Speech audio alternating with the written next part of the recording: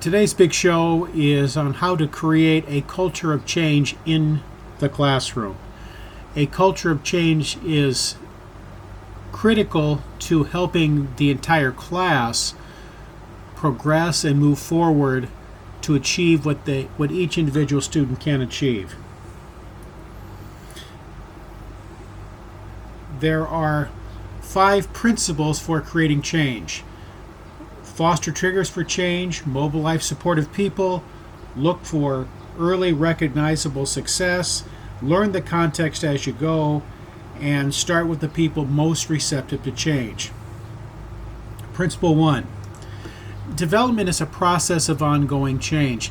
Look, none of us change without becoming uncomfortable, and we have to change in order to continue to get better. We can't just stay where we are. We can't be static. We begin to atrophy and die as an organism. We must continue to change and try to get better, whether we're talking about teachers in the classroom or us as in our relationships or students that we have. Change begins when something triggers the individual or group to reflect upon their current situation and to think about a possible future situation they would prefer. It takes for us to become uncomfortable to want to change. Otherwise, we won't change.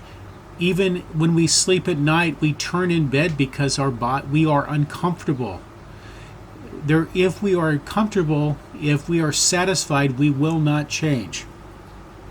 There are 3 common triggers that help bring about change. One is a recent crisis, a crisis we've experienced. The second would be the burden of the status quo becoming so overwhelming that you want to pursue change. And finally, the introduction of a new way of doing or seeing things that would improve their lives. And I'm going to walk through this schematic that shows how this trigger can help bring about change in an individual. There's a life experience, and then we introduce one of these triggers, whether it is that the status quo is so overwhelming or that they have to be made uncomfortable or you introduce a better way. That trigger forces reflection, which then leads to a decision to change what we're currently doing. They take an action based on that decision, and it leads to new life experiences. But this is not a one-time thing. This is a continual cycle that will continue to go on. So to help students with this, I will give them a questionnaire that can serve as a trigger by asking students to consider, and possibly for the first time, their goals in relation to the strengths, abilities, and resources they can use to achieve those goals. And this is referred to as an ABCD questionnaire, and that stands for Asset-Based Classroom Development. What are your goals and dreams for your life? I find that many young people have shallow and unrealistic goals. I want them to have dreams they can be audacious dreams. They can be big, but then we need to help them the process of building to achieve those dreams. And the next question on the questionnaire would be, what strengths, abilities, and resources can you use to achieve these goals? You have a goal. What do you currently have that will help you achieve these goals? And then what is the first action you will take to use your strengths, abilities, and resources to achieve those goals? And by what date will you take this action? This isn't just some random question to answer without any particular course to take. This is a specific plan that you will develop. And how can Mr. Parrott support you in achieving your goals?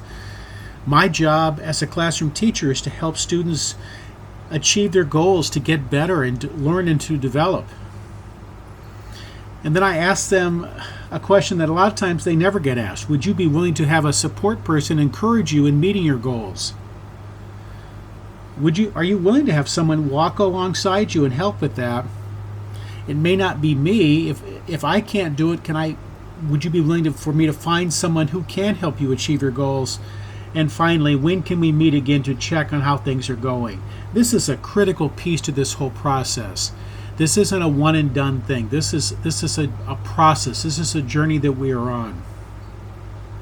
The second principle is mobilize supportive people. People who will support, encourage, provide training, give feedback in a no blame, no shame environment.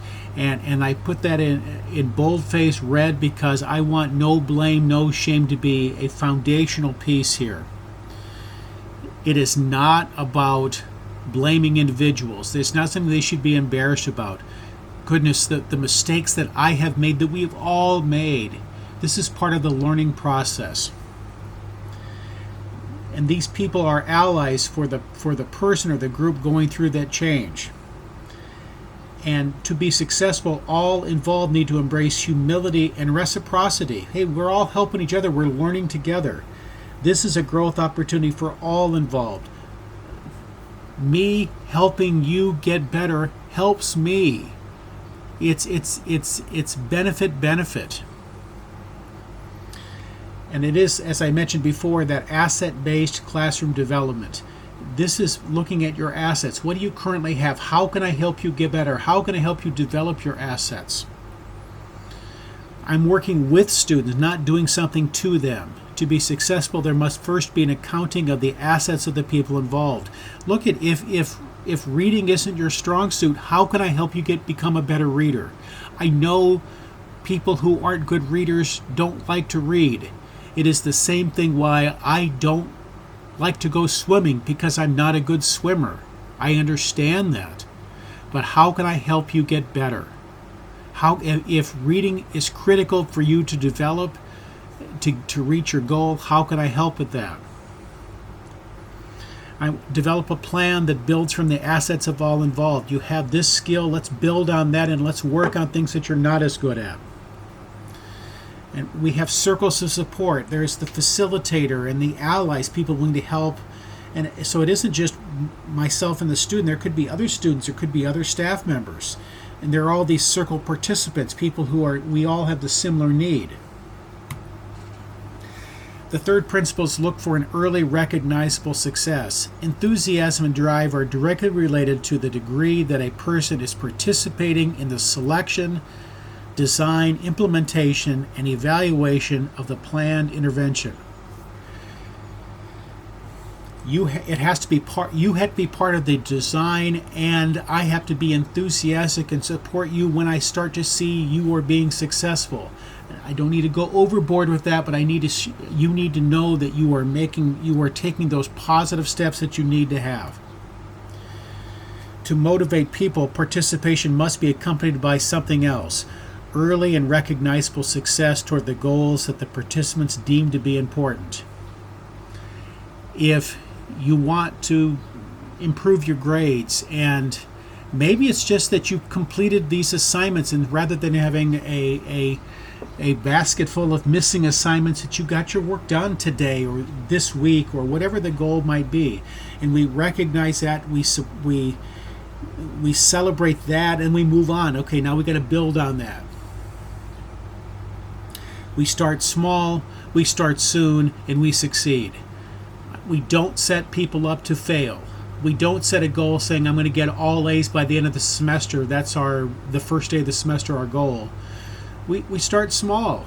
Maybe we'd like to have all A's, but let's get our work done today. Let's be successful. Look at it. If you're used to getting all A's, maybe that's an appropriate goal for you. But if you are used to getting D's and F's, we need to start small, start soon, and succeed, but we can reach that goal. Action plans should start with some short and medium-term goals that are likely to succeed. Don't set yourself up to fail.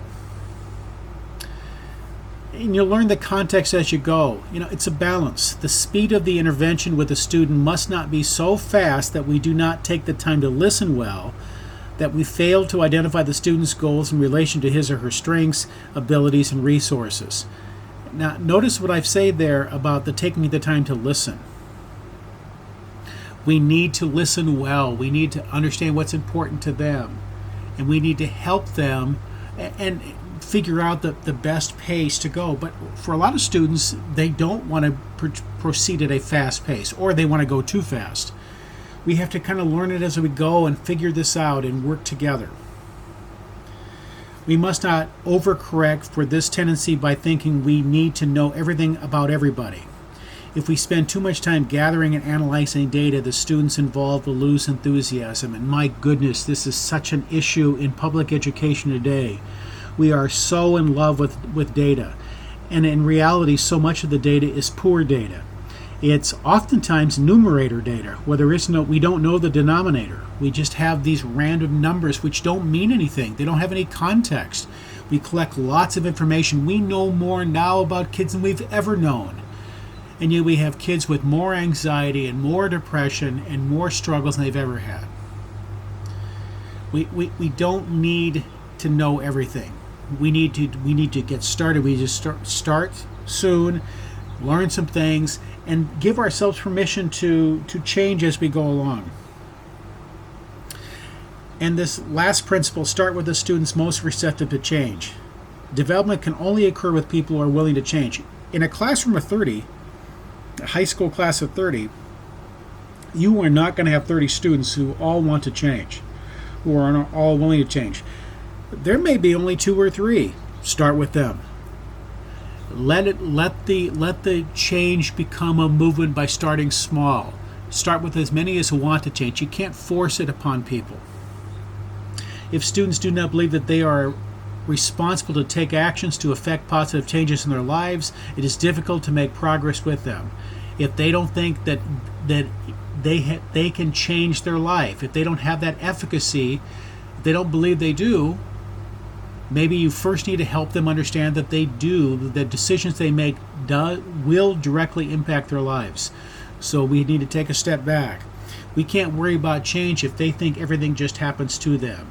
If the locus of control is not with them, not internal, if they think the locus of control is external, you need to start in a step before bringing about change. And that's our big show for today.